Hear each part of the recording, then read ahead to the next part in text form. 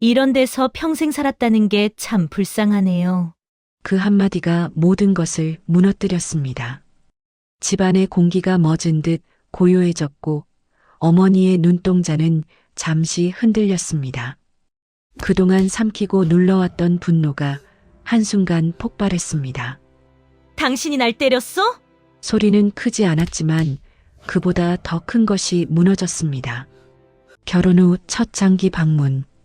이틀이 가져온 파국. 대체 무슨 일이 있었던 걸까요? 이야기 시작하겠습니다. 이틀만 있다 가자. 어머니가 얼마나 기다리셨는데. 지수는 고개를 돌리지 않은 채 짧게 대답했습니다. 알아요. 그 한마디 속에 담긴 온도가 차가워서 나는 더 이상 말을 잇지 못했습니다. 결혼한 지 벌써 3년이 지났지만 어머니 댁에 함께 오는 건 이번이 처음이었습니다. 아니, 정확히는 이렇게 오래 머물 계획을 세운 건 처음이었습니다.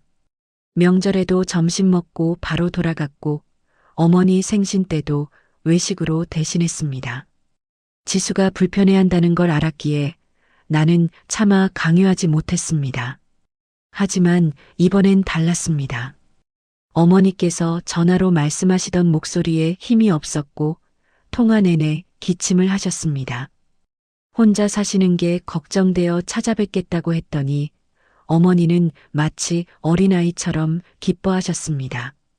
그래, 며느리랑 같이 오너라. 내가 반찬 많이 해놓을게.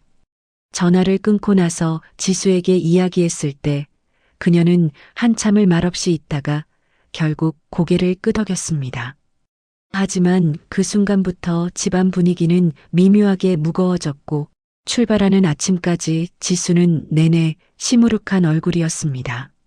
차가 골목 안쪽으로 들어서자 낡은 단층 집들이 양옆으로 늘어서 있었습니다.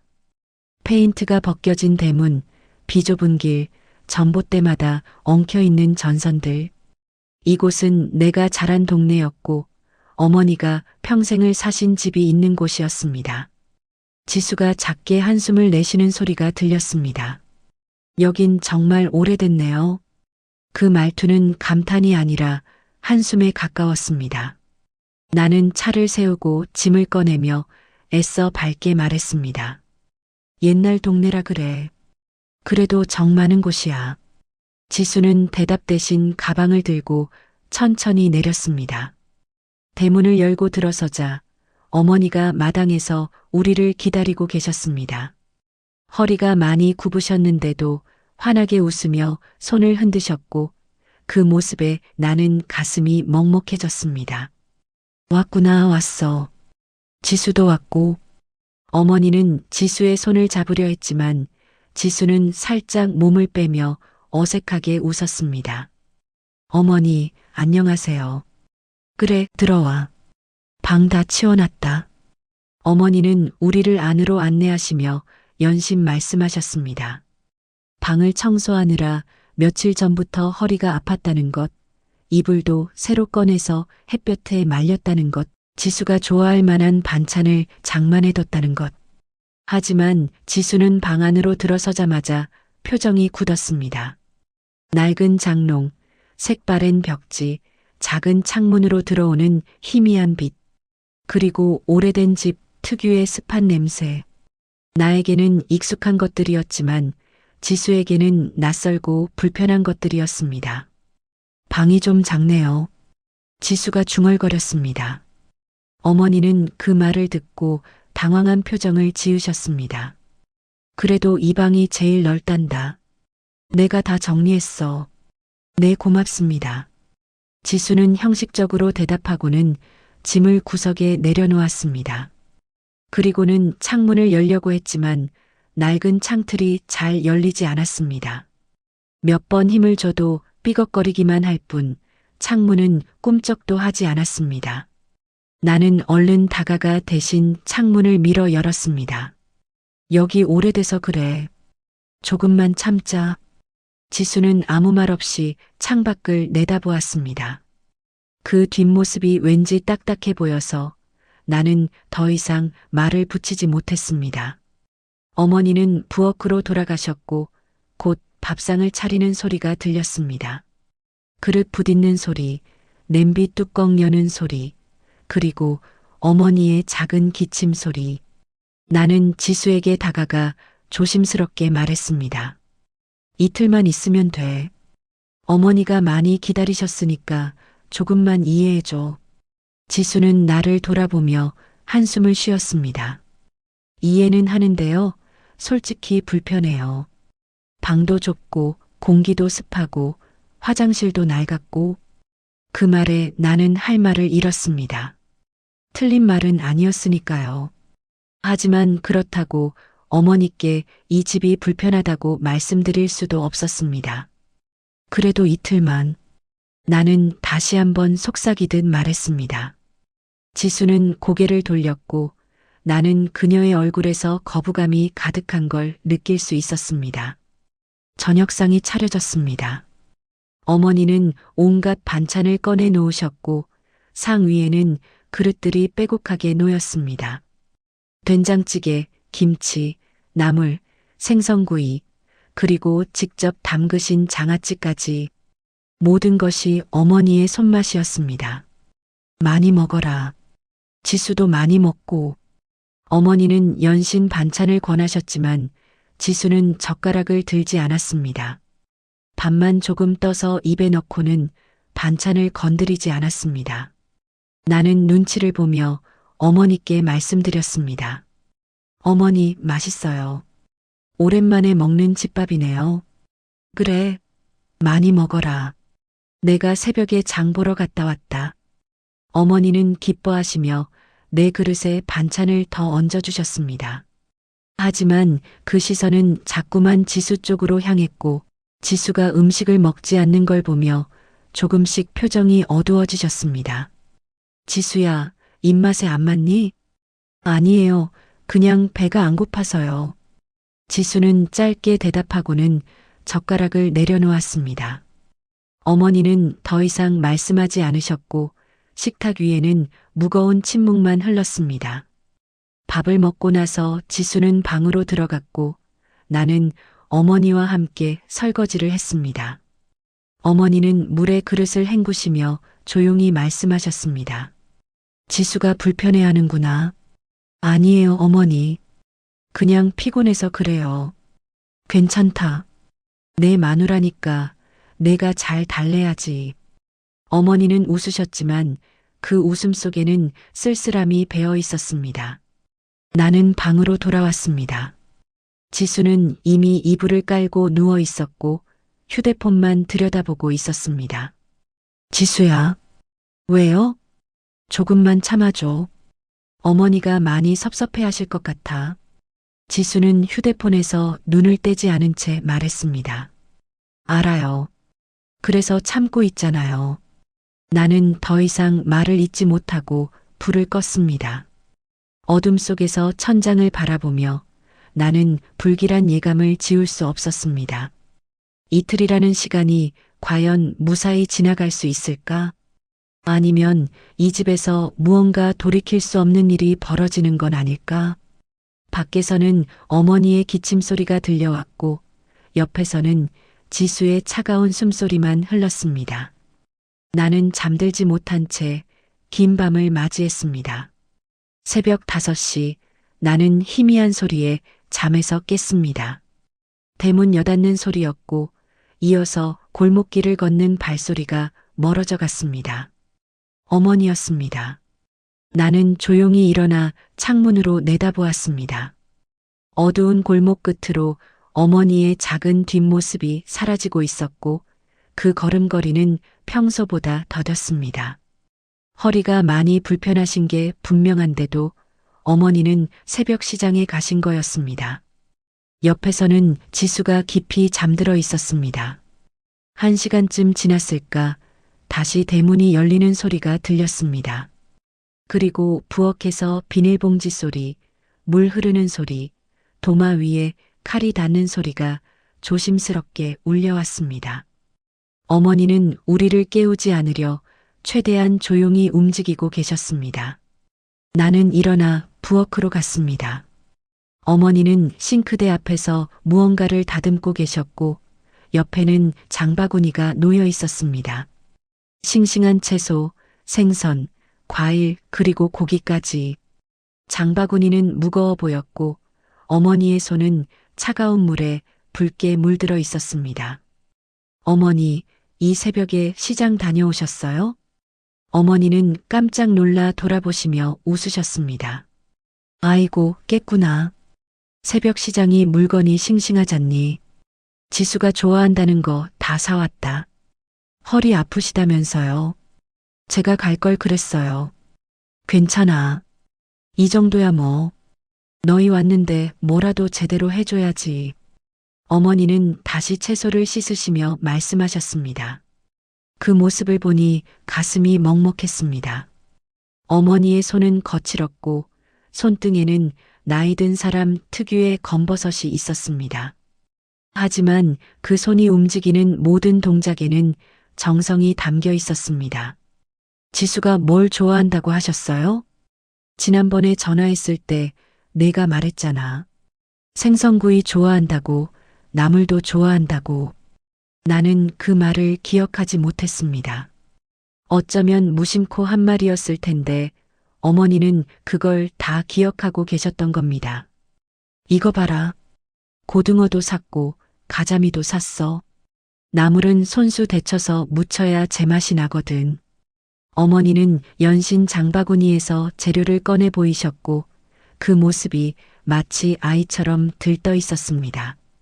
나는 부엌에서 나와 방으로 돌아왔습니다. 지수는 여전히 자고 있었고 나는 그녀를 깨우지 않았습니다. 아침 7시가 넘어서야 지수가 일어났습니다. 세수를 하고 나온 그녀의 표정은 여전히 굳어 있었고 밤새 제대로 자지 못한 듯 피곤해 보였습니다. 잘 잤어? 아니요. 이불이 불편해서요. 지수는 짧게 대답하고는 부엌 쪽을 바라보았습니다. 어머니가 음식을 만드는 소리가 들려왔고 구수한 냄새가 방 안까지 퍼져왔습니다. 어머니가 새벽부터 장 보러 가셨대. 당신 좋아하는 거 다 사오셨어. 그러셨어요? 지수의 목소리에는 감동보다는 부담감이 묻어났습니다. 아침상이 차려졌습니다. 상 위에는 갓 구운 생선, 정성껏 무친 나물들, 따끈한 된장찌개, 그리고 김치와 장아찌까지 빼곡하게 놓였습니다. 어머니는 허리를 펴지 못한 채 상을 들고 오셨고 그 모습에 나는 얼른 다가가 상을 받아들었습니다. 어머니, 제가 할게요. 아이고, 괜찮아. 다 차렸으니까 앉아서 먹어라. 어머니는 우리를 앉히시고는 직접 밥을 푸셨습니다. 그리고 지수 앞에 정성껏 반찬을 놓으시며 말씀하셨습니다. 지수야, 이거 내가 좋아한다며? 많이 먹어라.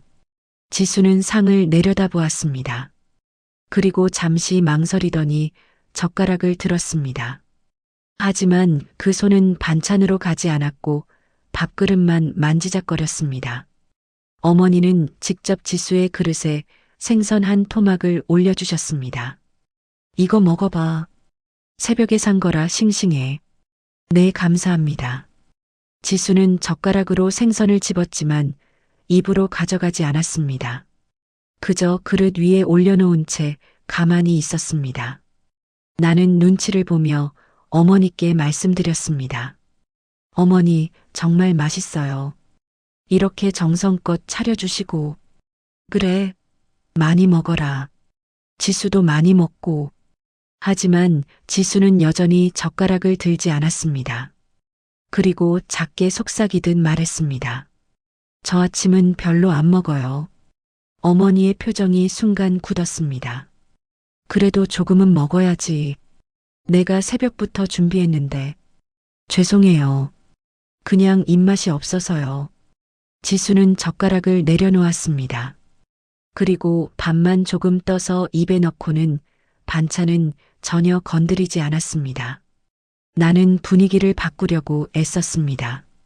어머니, 이 나물 정말 맛있네요. 어떻게 이렇게 맛있게 무치세요? 참기름 넣고 조물조물 무치면 되는 거야. 별거 아니야. 어머니는 웃으셨지만 그 시선은 자꾸만 지수 쪽으로 향했습니다. 지수가 음식을 먹지 않는 걸 보며 어머니의 얼굴은 조금씩 어두워졌습니다. 지수는 물을 한 모금 마시고는 나를 쳐다보았습니다. 그 눈빛에는 빨리 나가고 싶다는 메시지가 분명하게 담겨 있었습니다. 그때였습니다. 지수가 작게 중얼거렸습니다. 손이 좀 거칠으시네요. 그 말은 나에게 한 것이었지만 어머니도 들으실 수 있는 크기였습니다. 나는 깜짝 놀라 지수를 쳐다보았고 어머니는 자신의 손을 내려다보셨습니다. 뭐? 아니, 그냥요. 위생이 좀 신경 쓰이네요. 지수는 더 작은 목소리로 말했지만 그 말의 의미는 충분히 날카로웠습니다. 어머니가 평생 일해온 손, 우리를 위해 음식을 만드신 손을 문제 삼는 것이었습니다. 어머니는 자신의 손을 바라보며 잠시 말이 없으셨습니다. 그리고 조용히 말씀하셨습니다. 손이 거칠어서 미안하구나. 아니에요, 어머니. 그런 뜻이 아니라. 나는 황급히 말을 이었지만 이미 분위기는 싸늘하게 식어버렸습니다. 어머니는 자리에서 일어나시며 말씀하셨습니다. 괜찮아. 나는 원래 이래. 너희끼리 먹어라. 어머니. 아니야, 괜찮다. 내가 부엌에서 할 일이 있어서. 어머니는 부엌으로 들어가셨고 상 위에는 차가운 침묵만 남았습니다. 나는 지수를 쳐다보았습니다. 왜 그런 말을 해? 어머니가 얼마나 정성껏 준비하신 건데. 사실을 말한 것뿐이에요. 손이 거칠잖아요. 요즘 세상에 그런 손으로 음식을 만드는 게 좀 그렇죠. 그게 무슨 소리야? 어머니는 평생 그 손으로 일하시고 나를 키우셨어. 알아요. 하지만 그렇다고 위생을 무시할 순 없잖아요. 지수는 물을 한 모금 더 마시고는 자리에서 일어났습니다. 저 방에 있을게요. 밥 다 먹으면 불러주세요. 그녀는 방으로 들어가 버렸고 나는 혼자 상 앞에 남았습니다. 부엌에서는 어머니가 설거지하는 소리가 들렸습니다. 그릇 부딪는 소리, 물 흐르는 소리, 그리고 작은 한숨 소리. 나는 상 위에 놓인 음식들을 바라보았습니다. 정성껏 구운 생선, 조물조물 무친 나물, 따끈한 찌개. 모든 것이 어머니의 손맛이었고 사랑이었습니다.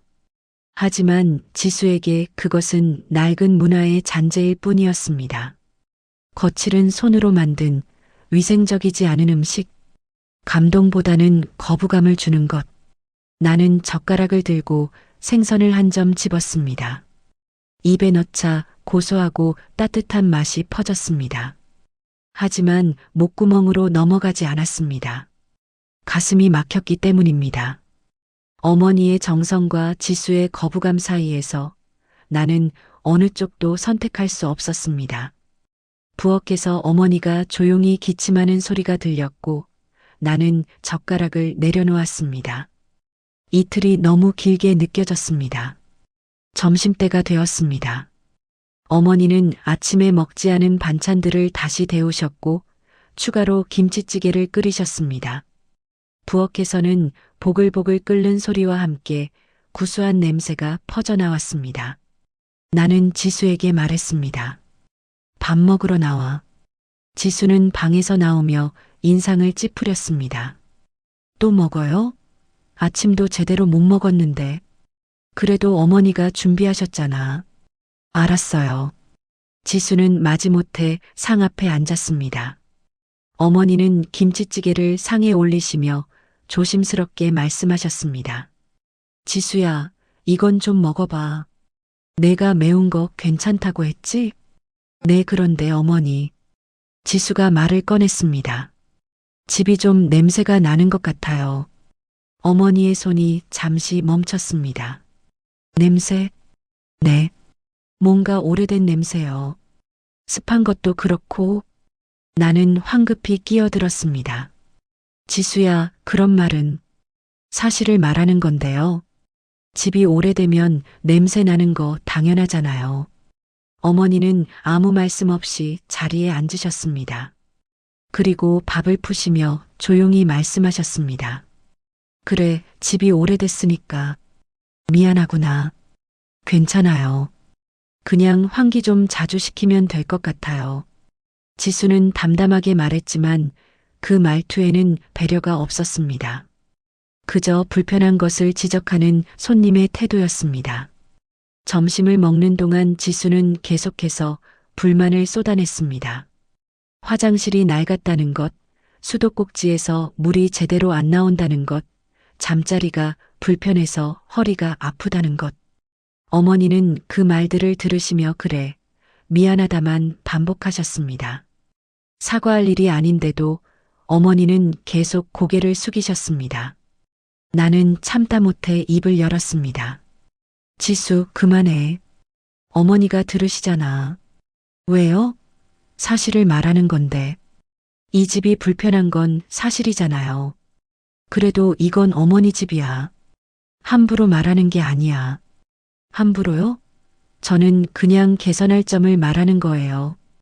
요즘 세상에 이런 집에서 사는 게 정상인가요? 지수의 목소리가 높아졌습니다. 어머니는 젓가락을 내려놓으시며 조용히 말씀하셨습니다. 지수야, 괜찮다. 내 말이 틀린 건 아니야. 어머니, 그게 아니라. 아니야. 집이 낡고 불편한 건 맞아. 내가 형편이 안 돼서 그런 거니까. 어머니의 목소리에는 체념이 배어 있었습니다. 지수는 한숨을 쉬며 말했습니다. 어머니도 아시잖아요. 이런 곳에서 평생 사신 거 좀 그렇죠? 뭐? 나는 귀를 의심했습니다. 지수는 어머니를 똑바로 쳐다보며 말했습니다. 이런 데서 평생 살았다는 게 참 불쌍하네요. 그 순간 집안의 공기가 멎은 듯 고요해졌습니다. 어머니의 눈동자가 잠시 흔들렸고 나의 얼굴은 일그러졌습니다. 지수는 자신이 무슨 말을 했는지 깨닫지 못한 채 여전히 담담한 표정으로 앉아 있었습니다. 지금 뭐라고 했어? 내 목소리가 떨렸습니다. 사실을 말한 거예요. 이렇게 낡은 집에서 평생 사는 게 불쌍하다고요. 뭐가 잘못됐어요? 사실? 이게 사실이라고? 나는 자리에서 일어섰습니다. 주먹이 저절로 쥐어졌고 온몸에 분노가 치밀어 올랐습니다. 민준 씨, 왜 그래요? 제가 뭘 잘못했어요? 잘못? 지금 어머니한테 불쌍하다고 했잖아. 그게 뭐가 잘못됐냐고요. 실제로 불쌍하잖아요. 이런 집에서 평생 사신 거. 지수는 전혀 물러서지 않았습니다. 오히려 당당하게 자신의 말을 반복했습니다. 어머니는 숨을 삼키며 말씀하셨습니다. 민준아, 괜찮다. 앉아라. 어머니, 이건 괜찮은 게 아니에요. 앉으라니까. 어머니의 목소리가 커졌습니다. 하지만 그 목소리는 화가 아니라 슬픔에 가까웠습니다. 나는 지수를 똑바로 쳐다보았습니다. 그녀는 여전히 자신이 틀리지 않았다는 표정으로 나를 바라보고 있었습니다. 그동안 삼키고 눌러왔던 분노가 한순간 폭발했습니다. 내 손이 허공을 가르며 지수의 뺨에 닿았습니다. 탁! 소리는 크지 않았지만 그보다 더 큰 것이 무너졌습니다. 지수의 눈이 크게 떠졌고 어머니는 숨을 삼켰으며 나는 자신의 손을 내려다보았습니다. 시간이 멈춘 듯 했습니다. 지수는 뺨을 감싸며 나를 쳐다보았습니다. 그 눈에는 믿을 수 없다는 표정과 함께 분노가 가득했습니다. 당신이 날 때렸어? 지수야, 미안해. 내가 미안하다고? 당신이 날 때렸어. 지수의 목소리가 떨렸습니다. 그리고 눈물이 흘러내리기 시작했습니다. 나 때문에? 내가 사실을 말했는데 나를 때려? 사실이 아니야. 그건 모욕이었어. 모욕? 불쌍한 게 사실인데 뭐가 모욕이에요? 지수는 자리에서 벌떡 일어났습니다. 그리고 방으로 들어가 짐을 챙기기 시작했습니다. 어머니는 조용히 앉아 계셨습니다. 아무 말씀도 하지 않으셨지만 그 눈에는 깊은 슬픔이 담겨 있었습니다. 나는 방으로 따라 들어갔습니다. 지수야, 미안해. 내가 잘못했어. 손 치워요. 나 여기서 못 있어요. 이틀만 있다가 가자. 제발. 싫어요. 당신이랑도 이 집이랑도 더 이상 못 있어요. 지수는 가방을 들고 밖으로 나갔습니다.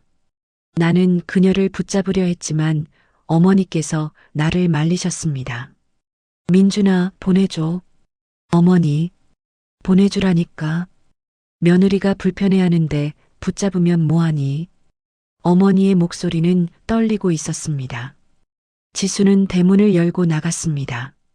택시를 부르는 소리가 들렸고 곧 차가 출발하는 소리가 멀어졌습니다. 나는 마당에 멍하니 서 있었습니다. 손바닥이 얼얼했고 가슴은 답답했으며 머릿속은 하얗게 비어버렸습니다. 방 안으로 들어오니 상이 그대로 남아 있었습니다. 엎어진 반찬, 쏟아진 국물, 깨진 그릇 조각. 어머니는 천천히 그것들을 치우기 시작하셨습니다. 어머니, 제가 할게요. 아니야. 내가 할게. 어머니, 죄송해요. 제가 잘못했어요. 어머니는 고개를 저으셨습니다. 내 잘못이 아니야. 어머니, 민준아. 어머니는 나를 돌아보셨습니다. 넌 괜찮으냐? 그 말에 나는 대답할 수 없었습니다. 괜찮을 리 없었습니다. 아내를 때렸고 어머니를 슬프게 했으며 이 집안을 망쳐버렸습니다. 나는 고개를 숙인 채 말했습니다. 엄마, 제가 치울게요. 그 말은 방을 치우겠다는 뜻만이 아니었습니다. 관계, 책임, 상처, 후회. 어떤 것부터 치워야 할지도 알 수 없는 채였습니다. 지수가 떠난 후 집은 무겁게 가라앉았습니다. 나는 방 안에 홀로 앉아 핸드폰을 들여다보았지만 지수에게 전화를 걸 용기가 나지 않았습니다. 때린 손이 아직도 얼얼했고 그 감촉이 지워지지 않았습니다. 어머니는 부엌에서 설거지를 하고 계셨습니다. 그릇 부딪는 소리가 평소보다 더 조심스러웠고 그 소리를 들으며 나는 더욱 작아졌습니다. 오후가 되어서야 지수에게서 문자가 왔습니다. 집에 왔어요. 당분간 연락하지 마세요. 짧은 문장이었지만 그 안에는 분노와 실망이 가득했습니다. 나는 답장을 쓰려다가 지웠고 다시 쓰려다가 또 지웠습니다. 무슨 말을 해야 할지 알 수 없었습니다. 저녁 무렵 어머니께서 방문을 두드리셨습니다. 민준아, 저녁 먹어라. 어머니, 저는 괜찮아요. 그래도 먹어야지. 나와. 나는 무거운 몸을 일으켜 밖으로 나갔습니다. 상에는 간단한 반찬 몇 가지만 놓여 있었고 어머니는 나와 마주 앉으셨습니다. 우리는 말없이 밥을 먹었습니다. 젓가락질하는 소리만 방 안에 울렸고 그 침묵이 더 무거웠습니다. 한참 후에 어머니가 입을 여셨습니다. 지수한테 연락했니? 문자는 왔는데 연락하지 말래요. 그럼 그렇게 해라. 어머니. 아니야. 며느리가 화났는데 당분간 놔둬야지. 어머니는 담담하게 말씀하셨지만 그 목소리에는 깊은 체념이 배어 있었습니다. 나는 젓가락을 내려놓으며 말했습니다. 제가 잘못했어요. 때리면 안 되는 건데. 그래. 때리면 안 되지. 하지만 지수가 어머니한테 한 말도 너무했어요. 어머니는 고개를 저으셨습니다. 지수 말도 틀린 건 아니야. 어머니, 그게 무슨. 이 집이 낡은 건 맞고 내가 평생 여기서 산 것도 맞아. 지수 눈에는 불쌍해 보일 수도 있지. 그래도 그렇게 말하면 안 되죠. 내 목소리가 높아졌습니다. 어머니는 조용히 나를 바라보시며 말씀하셨습니다. 민준아, 세상이 변했어. 지수 같은 애들은 이런 집을 이해 못해. 이해할 필요도 없고, 그게 무슨 말씀이세요? 너도 알잖니. 지수는 좋은 데서 자랐고, 좋은 걸 보고 자랐어. 이런 낡은 집은 지수한테 불편한 게 당연해. 어머니의 말씀에 나는 할 말을 잃었습니다. 그렇다고 어머니를 모욕해도 되는 건 아니잖아요. 모욕이라기보다는 솔직한 거지. 요즘 젊은 애들은 다 그래. 어머니는 왜 그렇게 지수 편만 드세요? 편을 드는 게 아니야. 현실을 보는 거지. 어머니는 한숨을 쉬시며 계속 말씀하셨습니다. 민준아, 넌 지수랑 살아야 해. 나는 혼자 살 수 있어. 어머니, 가서 지수 붙잡아. 사과하고 달래고 용서 빌어. 그게 내가 할 일이야. 어머니의 목소리는 단호했지만 그 안에는 외로움이 묻어났습니다. 하지만 어머니는 어떡하세요? 나는 괜찮아. 원래 혼자였는데 뭐. 그게 무슨 말씀이세요? 제가 있잖아요. 내가 있어? 넌 지수하고 있는 거지. 나하고 있는 게 아니야. 어머니의 말씀이 가슴에 박혔습니다. 민준아, 효도가 뭔지 아니? 내 마누라 잘 모시는 게 효도야. 내가 행복한 게 효도고, 나는 그냥 살면 돼. 어머니, 그게 아니잖아요. 아니야. 그게 맞아. 어머니는 자리에서 일어나시며 말씀하셨습니다. 내일 아침 일찍 가거라. 지수한테 가서 무릎 꿇고 빌어. 내 마누라 붙잡는 게 먼저야. 어머니, 가만 있어. 내 말 들어. 어머니는 부엌으로 가셨고 나는 홀로 상 앞에 남았습니다. 밤이 되었습니다. 나는 잠들지 못하고 뒤척였고 머릿속에는 수많은 생각이 맴돌았습니다. 결혼이란 무엇인가?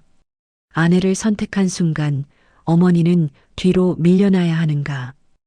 효도는 어디까지이고 부부의 의리는 어디서부터인가? 지수의 말이 떠올랐습니다. 이런 데서 평생 살았다는 게 참 불쌍하네요. 그 말은 모욕이었을까? 아니면 솔직한 감상이었을까? 요즘 세상에서 지수 같은 사람들에게 이런 집은 정말 이해할 수 없는 공간일지도 모릅니다. 하지만 어머니에게 이 집은 평생의 삶이었습니다. 나를 키운 곳이고 웃고 울었던 곳이며 모든 기억이 담긴 곳입니다. 그걸 불쌍하다고 말하는 건 어머니의 삶 전체를 부정하는 것 아닌가. 나는 핸드폰을 들었습니다. 지수에게 전화를 걸어야 할까 말아야 할까? 사과해야 할까 아니면 지수에게도 사과를 요구해야 할까? 하지만 어머니 말씀이 맞았습니다. 나는 지수와 살아야 합니다. 결혼이란 그런 것이니까. 아내를 선택한 순간 어머니는 이미 두 번째가 된 것입니다. 그 사실이 너무 슬펐습니다. 다음 날 아침 나는 짐을 쌌습니다. 어머니는 아침밥을 차려주셨지만 나는 제대로 먹지 못했습니다. 어머니, 저 갑니다. 그래, 조심해서 가거라. 죄송해요. 이렇게 돼서. 괜찮아. 내 잘못 아니야. 어머니는 웃으셨지만 그 웃음은 쓸쓸했습니다. 지수한테 잘 빌어. 꽃이라도 사가지고 가고. 네. 그리고 민준아. 네, 어머니. 나 걱정하지 마. 나는 괜찮으니까. 어머니의 그 말이 가장 슬펐습니다. 괜찮다는 말 속에 담긴 외로움, 체념, 그리고 희생. 나는 차에 올라타 시동을 걸었습니다. 백미러로 어머니를 보았고 어머니는 대문 앞에서 손을 흔들고 계셨습니다. 차를 몰고 나오면서 나는 눈물이 났습니다. 결혼이란 무엇인가? 가족이란 무엇인가? 효도란 무엇인가? 나는 아내를 때렸고 어머니를 슬프게 했으며 이 모든 것을 망쳐버렸습니다. 지수에게 돌아가면 무릎 꿇고 빌어야 합니다. 때린 것을 사과하고 용서를 구하며 다시는 그러지 않겠다고 약속해야 합니다. 하지만 지수는 어머니에게 사과할까요? 불쌍하다고 한 그 말을 후회할까요? 아마 아닐 겁니다. 지수는 자신이 틀리지 않았다고 생각할 테니까. 시대가 변했고 낡은 집에서 사는 게 불쌍한 건 사실이라고 말할 테니까. 그렇다면 나는 무엇을 위해 사과하는 걸까요? 결혼을 지키기 위해서? 아니면 어머니를 버리기 위해서? 고속도로를 달리며 나는 처음으로 내 선택을 의심했습니다.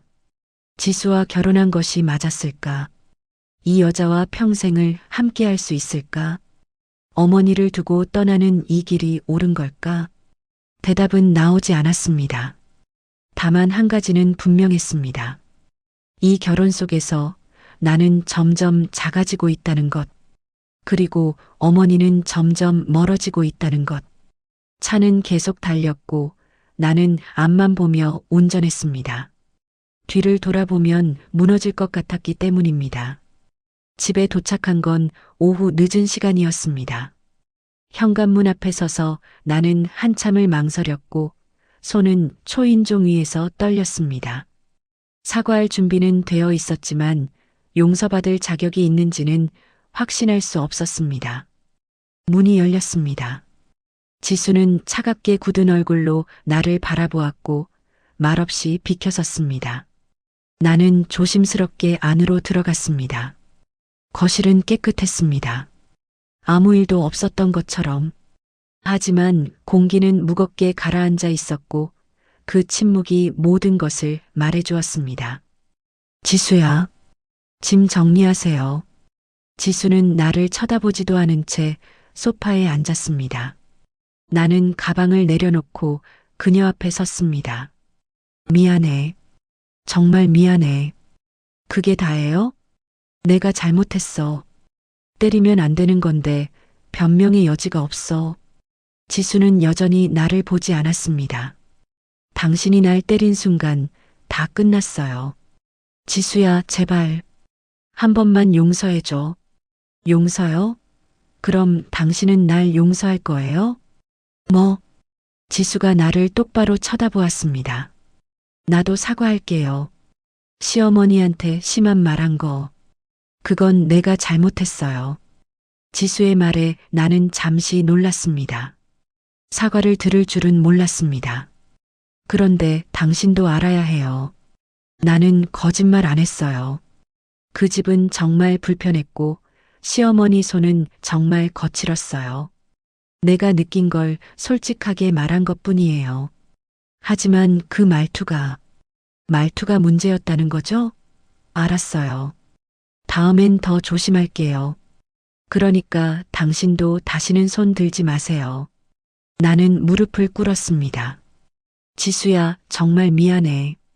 다시는 안 그럴게. 약속해. 지수는 나를 내려다보았습니다. 그 눈에는 동정도 애정도 없었습니다. 그저 차가운 계산만 있었습니다. 일어나요. 무릎 꿇는다고 해결될 문제가 아니에요. 그럼 어떻게 해야 해? 시간이 필요해요. 나도 당신도. 지수는 자리에서 일어나며 말했습니다. 오늘은 각자 방에서 자요.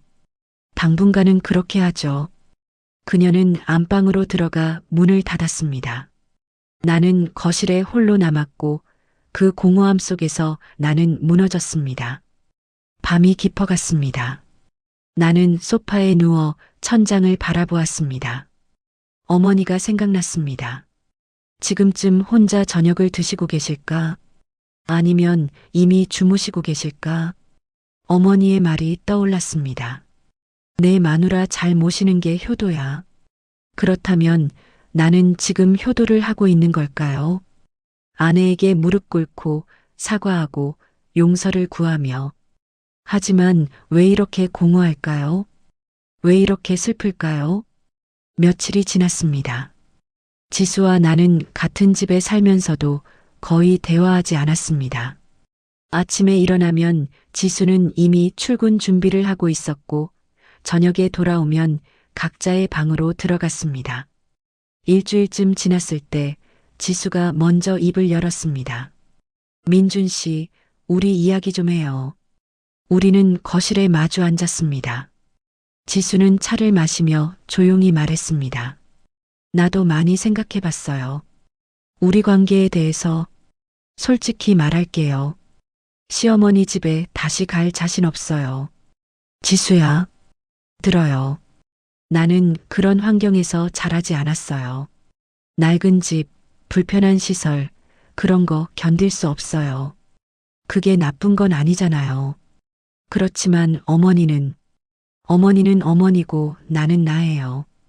당신이 효도하고 싶으면 혼자 가요. 나는 안 갈게요. 지수의 말은 분명했습니다. 그리고 앞으로 시어머니 얘기 꺼내지 마요.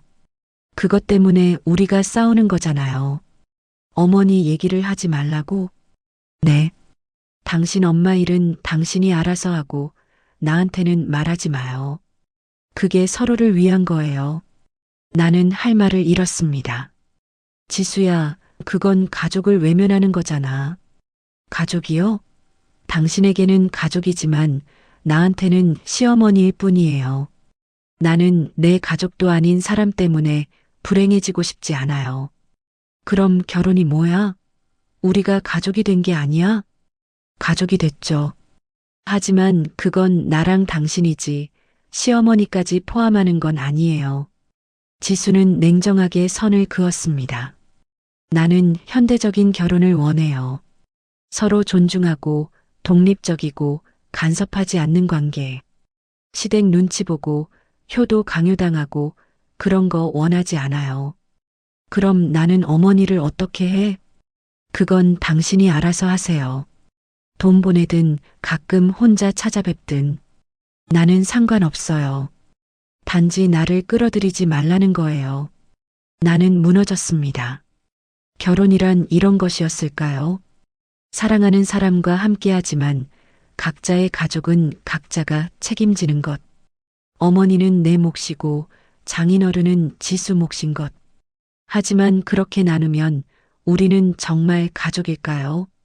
아니면 그저 계약 관계일까요? 생각 좀 해볼게. 네, 생각하세요. 그리고 결정하면 말해줘요. 지수는 자리에서 일어났습니다. 밤이 되었습니다. 나는 어머니께 전화를 걸었습니다. 벨이 여러 번 울렸고 한참 후에 어머니가 받으셨습니다. 여보세요?